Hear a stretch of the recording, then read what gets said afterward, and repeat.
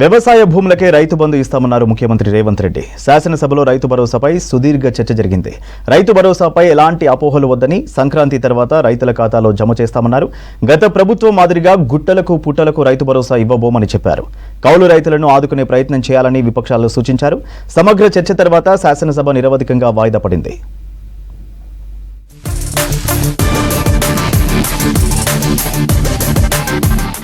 రైతులను ఆదుకోవడమే ప్రభుత్వ లక్ష్యమన్నారు ముఖ్యమంత్రి రేవంత్ రెడ్డి.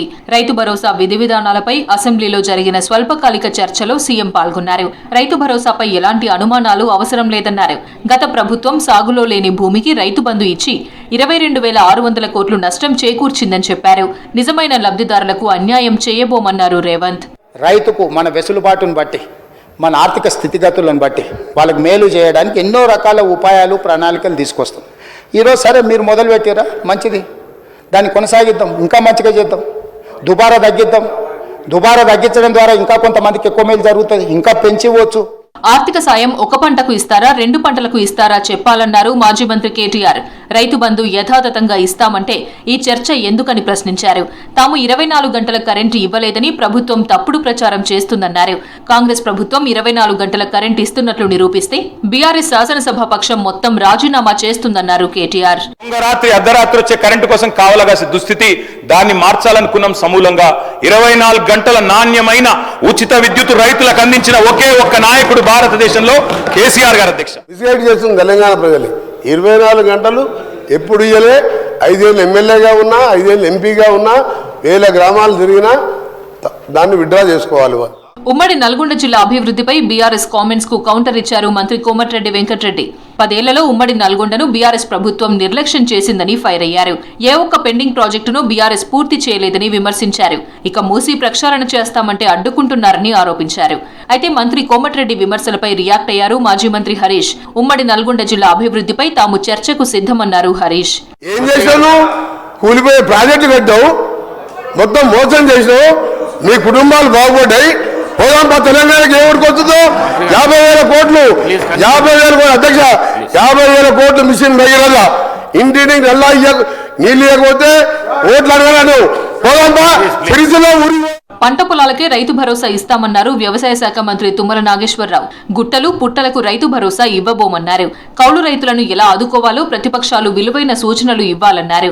జనవరి నుంచి రైతు భరోసాను అమలు చేస్తామని చెప్పారు. పంట వేయనటువంటి రైతాంగానికి వెళ్ళింది, ఖాళీగా ఉన్నటువంటి భూములు కావచ్చు, ఇందాక మీరు అందరూ డిస్కస్ చేసినటువంటి కొండలు గుట్టలు కూడా కావచ్చు, అటువంటి వాటికి ఇవ్వద్దు, పంట వేసినటువంటి రైతుకే ఇవ్వాలి అని చెప్పి.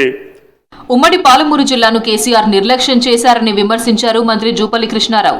ఎన్నికల కోసమే హడావిడిగా పాలమూరులో ఒక పంపు ఆన్ చేశారని ఆరోపించారు. పాలమూరు రంగారెడ్డి పూర్తి చేయాలంటే ఇంకా 40-50 వేల కోట్లు ఖర్చు చేయాలన్నారు. వీళ్ళు 10 సంవత్సరాలు పరిపాలన చేసిన తర్వాత 8 లక్షల కోట్ల రూపాయలు అప్పు చేసిన తర్వాత ఈనాటికి కూడా ఇదే భీమాలో, ఇదే కల్వకుర్తిలో, ఇదే నెట్టెంపాడులో ఈనాటికి కూడా ల్యాండ్ అక్విజిషన్ కూడా పేమెంట్ కానటువంటి డ్యూస్ చాలా ఉన్నవి. గత 10 ఏళ్లలో బీఆర్ఎస్ సర్కార్ కౌలు రైతులను పట్టించుకోలేదన్నారు చెన్నూరు ఎమ్మెల్యే వివేక్ వెంకటస్వామి. కౌలు రైతులకు పెట్టుబడి సాయం చేయాలని గత ప్రభుత్వానికి ఎన్నోసార్లు విజ్ఞప్తి చేశానన్నారు. సాగు చేయని వారికి రైతు బంధు ఇచ్చినట్టుగా కేటీఆర్ ఒప్పుకున్నారని గుర్తు చేశారు. ఎవరైతే రైతు పంట వేయని వాళ్ళకి కూడా రైతు బంధు ఇచ్చినామని చెప్పి వారు చెప్పినారు. ఈ రోజు కండిలు ఎందుకు చూపిస్తున్నారు కౌలు రైతుల మీద? వారికి అధికారం ఉన్నప్పుడు వారు నిజంగానే ఇవ్వలేదు. అప్పటి నుంచే ప్రారంభమైంది వారి దేంగే జరూర్ దేంగే. గత బీఆర్ఎస్ సర్కార్ అన్ని వర్గాలను మోసం చేసిందన్నారు బీజేపీ నేత ఏలేటి మహేశ్వర్ రెడ్డి. అసెంబ్లీలో రైతు భరోసాపై చర్చలో కేంద్రంపై కేటీఆర్ చేసిన విమర్శలకు కౌంటర్ ఇచ్చారు ఏలేటి. 10 ఏళ్లలో బీఆర్ఎస్ సర్కార్ అవినీతి చేయని రంగం లేదన్నారు. రైతు కాడికి వచ్చే వరకు రైతులు మొత్తం ఖజానా మింగేసినట్టు, వాళ్ళ వల్లనే ఖజానా దివాలా తీసినట్టు ఇలా మాట్లాడుతూ ఉన్నారు. అధ్యక్ష, అప్పులు ఎగ్గొట్టి బ్యాంకుల నిండా ముంచేస్తుంటే వసూలు చేసే ధైర్యం లేని ప్రభుత్వాలు. వారం పెంచండి, వారం రోజులు దేని మీద అంటే దాని మీద మేము మాట్లాడడానికి మేము సిద్ధంగా ఉన్నాం అధ్యక్ష. ఈ రకంగా అన్యాయంగా కేంద్ర ప్రభుత్వం గురించి కానీ దేని గురించి మాట్లాడిన ఊరుకునే సమస్య లేదు.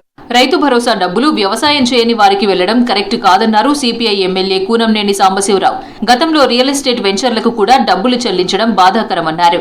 ఇకనైనా వ్యవసాయం చేయని భూములు, వ్యవసాయం చేసే భూముల లెక్కలు తీయాలన్నారు. ధరని అడ్డం పెట్టుకుని వేల ఎకరాలు కూడా జమీందారులు, జాగీర్దారులు వీళ్ళందరూ వాళ్ళ పేర్లకు వచ్చేసినాయి మళ్ళీ పాత పద్ధతుల్లో. ఈ బెనిఫిట్ అనేది అసలు సాగుదారులకు, వాస్తవ సాగుదారులకు అందలేదు అధ్యక్ష. ఈ డబ్బులు కూడా అటువే పోయాయి. రైతు భరోసాపై సుదీర్ఘంగా జరిగిన స్వల్పకాలిక చర్చ ముగియగానే సభను నిరవధిక వాయిదా వేశారు స్పీకర్ గడ్డం ప్రసాద్. సభ మొత్తం 7 రోజులు కొనసాగాయని, 37 గంటలు చర్చ జరిగిందని స్పీకర్ ప్రకటించారు. ఈ సెషన్లో మొత్తం 8 బిల్లులను ఆమోదించినట్లు ప్రకటించారు. భూభారతి బిల్లుకు శాసనమండలి ఆమోదం తెలిపింది. నిజమైన రైతుల భూ హక్కులను కాపాడడమే ప్రభుత్వ లక్ష్యమన్నారు పొంగులేటి. వచ్చే ఎన్నికలకు ఈ చట్టమే తమకు రెఫరెండం అని ప్రకటించారు. ఇది భూభారతి కాదని భూహారతి అంటూ విపక్షాలు విమర్శించాయి. Greater Hyderabad municipal corporation, Telangana municipality bill, Panchayati Raj బిల్లుకు మండలి ఆమోదించింది.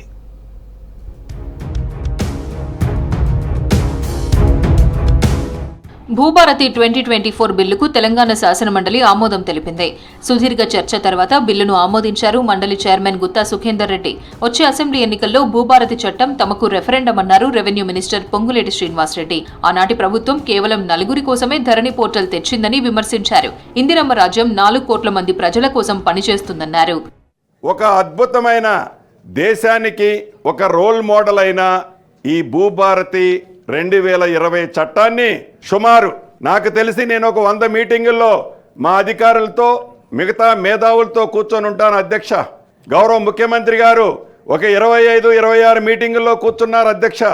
ఒక్కొక్క పాయింట్ని క్షుణ్ణంగా పరిశీలించి దీన్ని తుదురూపులు దిద్ది నిన్న అసెంబ్లీలో పాస్ చేసుకొని ఇవాళ తమ దగ్గరికి ఈ బిల్లు రావటం జరిగింది అధ్యక్ష.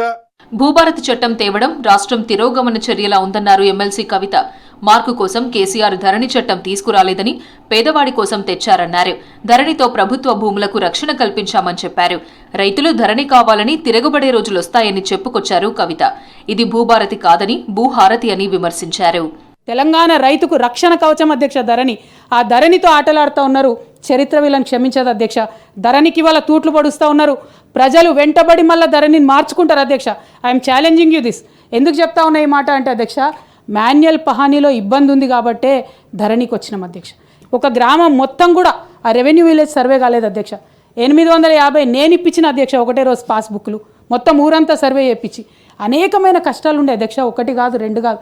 దానికి రిజల్ట్గా వచ్చిందే ధరణి తప్పితే ఇంకోటి కాదు అధ్యక్ష. గత ప్రభుత్వం కాస్తుకాలం ఎత్తేయడంతో ఎంతో మంది రైతులు అన్యాయానికి గురయ్యారన్నారు ఎమ్మెల్సీ కోదండరాం. కబ్జాలో ఓ రైతు ఉంటే పట్టాలో మరో రైతు ఉన్నారని చెప్పారు. కౌలు రైతులను కూడా ఆదుకునే ప్రయత్నం ప్రభుత్వం చేయాలన్నారు.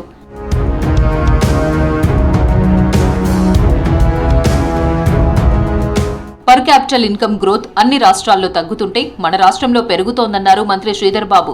విలీన గ్రామాల అభివృద్ధికి ప్రణాళికతో ముందుకెళ్తామని చెప్పారు. ఈరోజు highest per capital income growth మొత్తం రాష్ట్రాలకు సంబంధించి పర్ క్యాపిటల్ ఇన్కమ్ గ్రోత్ తగ్గుతున్నప్పటికీ మనం వి స్టిల్ ఆన్ 19.3% CAGRలో ఉన్నాం. Residential price appreciation is increased by 11%. ఈరోజు మన తెలంగాణ రాష్ట్రంలో హైదరాబాద్లో లాంచెస్ ఎక్కువ ఉన్నాయి. సేల్స్ ఎక్కడ ఎక్కువ ఉన్నాయి? ముంబైలో కంటే పర్సంటేజ్ సేల్స్ ఇక్కడ ఉన్నాయి అధ్యక్ష. పంచాయతీ ఎన్నికల నిర్వహణ కోసం సుప్రీంకోర్టు ఆదేశాలతో డెడికేషన్ కమిటీ వేశామన్నారు మంత్రి పొన్నం ప్రభాకర్. రాష్ట్రంలో పట్టణ ప్రాంతాల్లోని 80 గ్రామ పంచాయతీలను మున్సిపాలిటీలు, మున్సిపల్ కార్పొరేషన్లుగా మార్చనున్నట్లు మండలిలో తెలిపారు. హైదరాబాద్ ORR పరిధిలోని 51 గ్రామ పంచాయతీలను దగ్గరగా ఉన్న మున్సిపాలిటీల్లో విలీనం చేస్తామని చెప్పారు మంత్రి.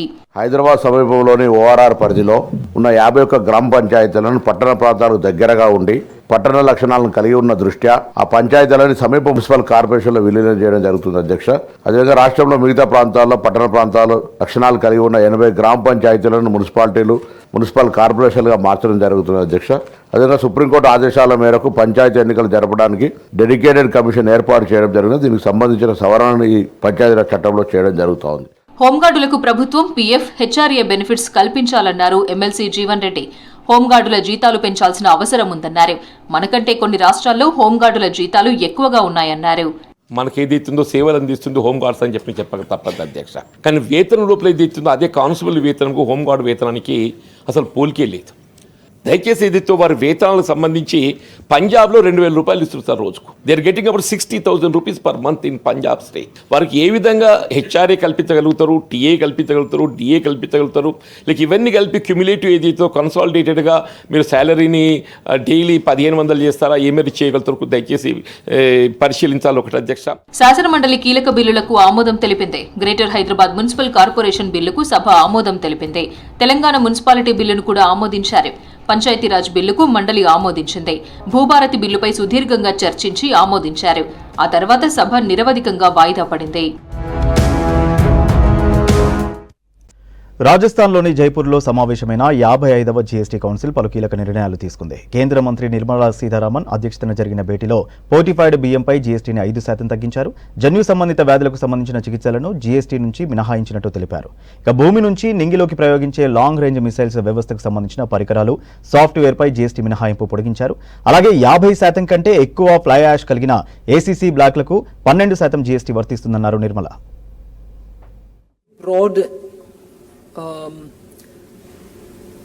Indications of the decisions taken, so that my opening statement doesn't become too long, and post that on specific items I can always elaborate. See, I'll first go by the rate changes on goods, particularly specifically also where the rates have come down or exemptions have been happening.